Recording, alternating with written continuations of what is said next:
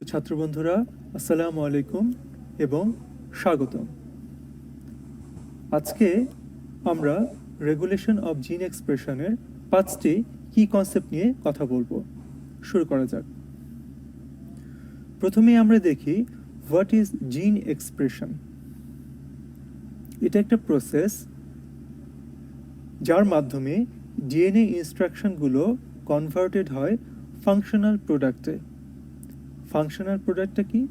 এটি হচ্ছে আরএনএ এবং প্রোটিন, অর্থাৎ ডিএনএর ইনস্ট্রাকশন থেকে আরএনএ এবং প্রোটিন তৈরি হওয়া, এই ব্যাপারটা হচ্ছে জিন এক্সপ্রেশন।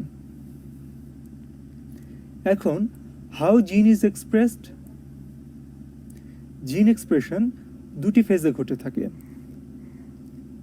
ডিএনএকে টেমপ্লেট হিসেবে ব্যবহার করে আরএনএ তৈরি হয়, এই প্রসেসকে বলে ট্রান্সক্রিপশন। এবং আরএনএকে রিড করে প্রোটিন তৈরি হয়, এই প্রসেসকে বলে ট্রান্সলেশন। এখন একটু চিন্তা করো তো, সব রকম আরএনএ থেকে কি প্রোটিন তৈরি হয়? উত্তর হচ্ছে না। শুধুমাত্র mRNA is translated into protein. অন্যান্য আরএনএ যেমন ribosomal RNA, transfer RNA, small nuclear RNA এবং অন্যান্য যে আরএনএগুলো আছে সেগুলো থেকে প্রোটিন তৈরি হয় না। এখন জিন এক্সপ্রেশন কিভাবে রেগুলেটেড হয়ে থাকে? জিন এক্সপ্রেশন কয়েকটি ধাপে রেগুলেটেড হয়ে থাকে। যেমন একটি ডিএনএ মলিকুলের ভিতরে অনেকগুলো জিন আছে, আবার এক একটি জিনে আবার কতগুলো এক্সন আছে। এগুলোর সবগুলোই কিন্তু একটি সেলে একই সময়ে ট্রান্সক্রাইব হচ্ছে না, সেলেক্টিভলি ট্রান্সক্রাইবড হচ্ছে। আবার এখান থেকে যে এমআরএনএ তৈরি হলো সেটিও আবার ডিফারেন্সিয়ালি প্রসেসড হচ্ছে, অর্থাৎ প্রসেসিংয়ের মাধ্যমে ভিন্ন ভিন্ন রকম এমআরএনএ তৈরি হচ্ছে। আবার এই এমআরএনএগুলোরও কিন্তু সবাই ট্রান্সলেটেড হচ্ছে না, সেলেক্টিভলি ট্রান্সলেটেড হচ্ছে। আবার এমআরএনএ থেকে যে প্রোটিনটি তৈরি হচ্ছে সেটিরও আবার বিভিন্ন রকম মডিফিকেশন হচ্ছে, আবার বিভিন্ন রকম প্রোটিন তৈরি হচ্ছে। তাহলে দেখতে পাচ্ছ যে জিন এক্সপ্রেশনটা কতটি ফেজে রেগুলেটেড হয়ে থাকে। এই ছিল জিন এক্সপ্রেশন এবং রেগুলেশন অফ জিন এক্সপ্রেশন সম্পর্কে একটি বেসিক ধারণা। লেটস এক্সপ্লোর দ্য কি কনসেপ্টস। কি কনসেপ্ট 1, প্রমোটার। এখন আমরা দেখব প্রমোটার কিভাবে জিন এক্সপ্রেশনকে রেগুলেট করে। তার আগে প্রমোটার কি জেনে নেওয়া যাক। It is a DNA sequence that define where transcription of a gene by RNA polymerase begins. অর্থাৎ এই ডিএনএ সিকোয়েন্সটি নির্ধারণ করে আরএনএ পলিমারেজ দিয়ে জিনের কোন জায়গা থেকে ট্রান্সক্রিপশনটি শুরু হবে। এই ছবিটিতে আরেকটু পরিষ্কার হবে। দেখো, প্রোমোটার রিজিয়নকে দেখানো হয়েছে যেখানে বাইন্ড করেছে আরএনএ পলিমারেজ এনজাইম, এবং এই প্রোমোটার রিজিয়ন থেকেই ট্রান্সক্রিপশনটি স্টার্ট হয়েছে। তোমাদের বোঝার সুবিধার জন্য ট্রান্সক্রিপশন কোথায় শেষ হচ্ছে এবং ট্রান্সলেশন কোথায় শুরু হচ্ছে এবং শেষ হচ্ছে সেটিও বলছি। ট্রান্সক্রিপশন শেষ হচ্ছে যেখানে স্টপ ফ্ল্যাগটি দেওয়া আছে, এবং দেখো যে জায়গাটুকু ট্রান্সক্রিপ্টেড হয়েছে তার পুরোটি কিন্তু ট্রান্সলেটেড হচ্ছে না। যে জায়গায় স্টার্ট কোডনকে পেয়েছে সে জায়গা থেকে ট্রান্সলেশন শুরু হয়েছে, এবং যে জায়গায় স্টপ কোডন পেয়েছে সেখানে ট্রান্সলেশন শেষ হয়েছে। তাহলে স্টার্ট কোডনের আগের এবং স্টপ কোডনের পরের এই রিজিয়নটা কিন্তু আনট্রান্সলেটেড রিজিয়ন। এখন তোমরা তোমাদের বইয়ের ছবিটির সাথে মিলিয়ে দেখতে পারো, তবে এখানে আমি একটি জিনিস দেখাতে চাই। বেগুনি কালার দিয়ে দেখানো হয়েছে ডাটা বক্স। এটি একটি স্পেসিফিক ডিএনএ সিকোয়েন্স যেটি প্রোমোটার রিজিয়নে থাকে। এখন এই প্রোমোটারটি জিন ট্রান্সক্রিপশনের জন্য এত গুরুত্বপূর্ণ কেন? উত্তর হচ্ছে এটি এমন একটি সাইট যেখানে জিন ট্রান্সক্রিপশন ইনিশিয়েট করে, এবং most of the regulatory elements এই রিজিয়নের উপরেই কাজ করে। আচ্ছা, তাহলে প্রোমোটরের আবার রেগুলেটর কারা? এগুলো হচ্ছে enhancer, silencer, transcription factors etcetera. এরা সবাই প্রোমোটরকে রেগুলেট করে। এখন হোয়াট ইজ টাটা বক্স? ছবিতে আমরা দেখেছি, তাই না? এটা হলো একটা কনজার্ভড ডিএনএ সিকোয়েন্স অফ প্রোমোটর, যেখানে আরএনএ পলিমারেজ এনজাইম এবং ট্রান্সক্রিপশন ফ্যাক্টর বাইন্ড করে। কনজার্ভ বলার কারণ হচ্ছে ইভলিউশনারি প্রসেসে এই ডিএনএ সিকোয়েন্সটির কোনো পরিবর্তন হয়নি। এখন আমরা আসি কি কনসেপ্ট 2-তে। এখানে আমরা দেখব ট্রান্সক্রিপশন ফ্যাক্টর কিভাবে জিন এক্সপ্রেশনকে রেগুলেট করে। প্রথমে ট্রান্সক্রিপশন ফ্যাক্টর কি জেনে নেওয়া যাক।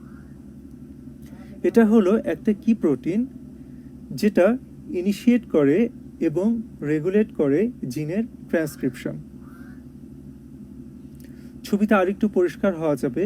এখানে দেখো একটি ডিএনএ দেখানো আছে, যার একটি অংশে দেখো টাটা লেখা আছে। এটি হচ্ছে টাটা বক্স এবং এখানে বাইন্ড করেছে আরএনএ পলিমারেজ এনজাইম এবং ট্রান্সক্রিপশন ফ্যাক্টরস, এবং এরা একটি কমপ্লেক্স তৈরি করেছে। একে বলা হয় ট্রান্সক্রিপশন ফ্যাক্টর প্রোটিন কমপ্লেক্স। আরেকটি বিষয় খেয়াল করো, এখানে আরএনএ পলিমারেজ 2 এনজাইম কেন? তাহলে আরএনএ পলিমারেজ 1 কোথায়? তোমাদের জানার জন্য বলে রাখছি যে রাইবোজোমাল আরএনএ যখন ট্রান্সক্রিপশন ঘটে তখন আরএনএ পলিমারেজ এনজাইম 1 ব্যবহৃত হয়। এমআরএনএর জন্য 2 এবং ট্রান্সফার আরএনএর জন্য 3। বোঝা গেল? এখন একটু বুদ্ধি করে বলো তো যে জিন রেগুলেশনের মোস্ট কমন ফর্মটি কি? এটি হচ্ছে রেগুলেশন অফ ট্রান্সক্রিপশন। আচ্ছা, এখন ট্রান্সক্রিপশন ফ্যাক্টরের ফাংশনটি এক কথায় যদি বলতে চাও তাহলে কি বলবে? বলবে যে এটি রেগুলেট করে জিনের টার্ন অন অথবা টার্ন অফ, কেননা ট্রান্সক্রিপশন ফ্যাক্টর ছাড়া কখনোই জিন এক্সপ্রেশন সম্ভব নয়। এখন ট্রান্সক্রিপশন ফ্যাক্টর আবার কিভাবে জিনকে অ্যাক্টিভেট করে? এখানে একটি প্রসেস তোমরা জেনেছো যে আরএনএ পলিমারেজ এনজাইম যে টাটা বক্সে বাইন্ড করে, এবং আরও একটি জিনিস জেনে রাখো যে ট্রান্সক্রিপশন ফ্যাক্টর নিউক্লিওজোমকে আনউইন করে, অর্থাৎ খুলে ফেলে, এবং আরএনএ পলিমারেজ এনজাইমকে রিক্রুট করে যেন ট্রান্সক্রিপশন প্রসেসটি ইনিশিয়েটেড হয় এবং কন্টিনিউ হতে থাকে, এবং সে নতুন নিউক্লিওজোম ফর্মেশনকেও প্রিভেন্ট করে যেন ট্রান্সক্রিপশন প্রসেসটি ইন্টারাপ্টেড না হয়। আচ্ছা, ট্রান্সক্রিপশন ফ্যাক্টর কি দুইটি অপোজিট ওয়েতে কাজ করে? হ্যাঁ, ট্রান্সক্রিপশন ফ্যাক্টর দুইভাবে কাজ করে। একই ট্রান্সক্রিপশন ফ্যাক্টর কোনো কোনো জিনের ক্ষেত্রে অ্যাক্টিভেটর হিসেবে, আবার কোনো কোনো জিনের ক্ষেত্রে সাপ্রেসর হিসেবে কাজ করে। এই হয়ে গেল আমাদের দ্বিতীয় কনসেপ্ট। এখন আমরা শুরু করব তৃতীয় কনসেপ্ট। এখানে আমরা দেখব ইনহ্যান্সার কিভাবে জিন এক্সপ্রেশনকে রেগুলেট করে। ইনহ্যান্সার হলো একটা রেগুলেটরি ডিএনএ সিকোয়েন্স যেটা ট্রান্সক্রিপশন ফ্যাক্টরের সাথে বাইন্ড করে এবং ট্রান্সক্রিপশনকে ইনহ্যান্স করে। সে যে জিনের সাথে অ্যাসোসিয়েটেড আছে সেই জিনের ট্রান্সক্রিপশনকে ইনহ্যান্স করে। ছবিতে আরেকটু পরিষ্কার দেখা যাবে। তোমরা দেখো একটি লাল লাইন দিয়ে যে জায়গাটি দেখানো হয়েছে ডিএনএর এই সিকোয়েন্সটিকে বলে ইনহ্যান্সার। প্রোমোটর দেখো আছে অনেক দূরে। ইনহ্যান্সার প্রোমোটরের যে কাছেই থাকতে হবে এমন কোনো কথা নেই, এটি দূরেও থাকতে পারে। আবার দেখো ইনহ্যান্সারটি আছে শুরুর দিকে, এটি পরের দিকেও থাকতে পারে। শুরুর দিকে থাকলে একে বলা হয় আপস্ট্রিম, পেছনের দিকে থাকলে একে বলা হয় ডাউনস্ট্রিম। এখন আরেকটা জিনিস দেখো, এনহ্যান্সারের সাথে আবার কিছু ট্রান্সক্রিপশন ফ্যাক্টর বাইন্ড করেছে, এদেরকে বলা হয় অ্যাক্টিভেটর। আমরা একটু আগেই বলেছি। এখন দেখো এনহ্যান্সারটি কিভাবে কাজ করে। এনহ্যান্সার বিভিন্ন ট্রান্সক্রিপশন ফ্যাক্টর যেরকম অ্যাক্টিভেটর, এছাড়াও অন্যান্য জেনারেল ট্রান্সক্রিপশন ফ্যাক্টর এবং অন্যান্য মিডিয়েটর প্রোটিনের মাধ্যমে এই ইনহ্যান্সারের ডিএনএ সিকোয়েন্সটাকে প্রোমোটার রিজিয়নের কাছাকাছি নিয়ে আসে। কীভাবে? বেন্ডিংয়ের মাধ্যমে। তোমরা দেখতে পাচ্ছ একটি ডিএনএ বেন্ডিং প্রোটিন ডিএনএটাকে বেন্ড করে ফেলেছে। এখন পরের ছবিটিতে দেখো যে একটি কমপ্লেক্স তৈরি হয়েছে। এই কমপ্লেক্সের ভেতরে আছে transcription factors, mediator proteins, enhancer এবং আরএনএ পলিমারেজ এনজাইম, এবং এভাবেই ট্রান্সক্রিপশন ইনিশিয়েশন কমপ্লেক্সটি তৈরি হওয়ার মাধ্যমে আরএনএ সিনথেসিস শুরু হবে। এখন এনহ্যান্সার তাহলে রেট অফ ট্রান্সক্রিপশনকে কন্ট্রোল করছে কিভাবে? খুব সোজা, বাই অ্যাক্টিভেটিং প্রোমোটার। আচ্ছা, এখন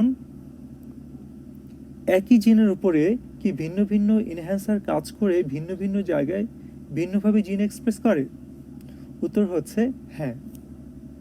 একই জিনের ভিতরে বিভিন্ন এনহ্যান্সার কাজ করতে পারে এবং ভিন্ন ভিন্ন জায়গায় এটি ভিন্ন ভিন্ন রেটে এবং ভিন্ন ভিন্ন এফিসিয়েন্সির সাথে জিন এক্সপ্রেস করবে। এখন এনহ্যান্সার আবার আরএনএ পলিমারেজের বাইন্ডিংকে কিভাবে ফ্যাসিলিটেট করে? তোমরা একটু আগে দেখেছো যে এনহ্যান্সার বেন্ড করে এসে একটি কমপ্লেক্স তৈরি করে। এছাড়াও যেটি কাজ করে সেটি হচ্ছে প্রোমোটারের যে ক্রোমাটিন আছে সেটিকে অল্টার করে এক্সপোজ করে ফেলে, যেন আরএনএ পলিমারেজ এনজাইম সেখানে বাইন্ড করতে পারে এবং ট্রান্সক্রিপশন শুরু করতে পারে। সাইলেন্সার কি? সাইলেন্সার হলো একটি ডিএনএ সিকোয়েন্স যেটির কাজ ইনহ্যান্সারের পুরো অপোজিট। এটি হচ্ছে নেগেটিভ ইনহ্যান্সার, অর্থাৎ এটি জিন এক্সপ্রেশনকে সাপ্রেস করে। আচ্ছা, এখন আমরা চলে আসি কি কনসেপ্ট 4-এ। এখানে আমরা দেখব ডিএনএ মিথাইলেশন কিভাবে জিন এক্সপ্রেশনকে রেগুলেট করে। প্রথমে জানা যাক ডিএনএ মিথাইলেশন কি। এটা একটা এপিজেনেটিক মেকানিজম। এপিজেনেটিক মেকানিজম কি একটু পরে বলছি, যেখানে ডিএনএর তে একটি মিথাইল গ্রুপ অ্যাডিশন ঘটে এবং এই অ্যাডিশনের ফলে জিনের যে ফাংশনটা সেটা মডিফাইড হয়ে যায়। ছবিতে আরেকটু পরিষ্কার দেখা যাবে। তোমরা জানো নিউক্লিওজোম কোনটি, তাই না? দেখো, এই নিউক্লিওজোমে যে ডিএনএ যে জায়গায় বেঁচে রয়েছে সে জায়গায় একটি মিথাইল গ্রুপ অ্যাড হয়েছে এবং অ্যাড হয়েছে এটি সাইটোসিন বেজের সাথে। কেমিক্যালি দেখলে চেহারাটি এরকম। সাইটোসিনের সাথে মিথাইল গ্রুপ অ্যাড হয়ে তৈরি করেছে মিথাইলেটেড সাইটোসিন। এর ফলে ডিএনএ যে প্যাঁচানো আছে সেই প্যাচটি আর খুলতে পারবে না, আনউইন্ড হতে পারবে না, ফলে এই ডিএনএ থেকে ট্রান্সক্রিপশনও হবে না। আচ্ছা, এখন এপিজেনেটিক মেকানিজমটা কি?